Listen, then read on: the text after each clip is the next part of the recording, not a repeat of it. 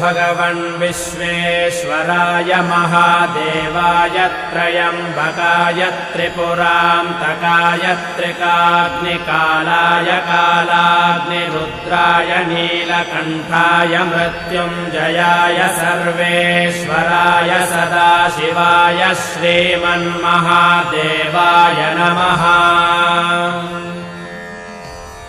नमो हिरण्यबाहवे सेनान्ये दिशां च पतये नमो नमो वृक्षेभ्यो हरिकेशेभ्यः पशूनां पतये नमो नमः सस्पिञ्जराय द्विषीमते पथीनां पतये नमो नमो बभ्रुषाय विव्याधिनेन्नानां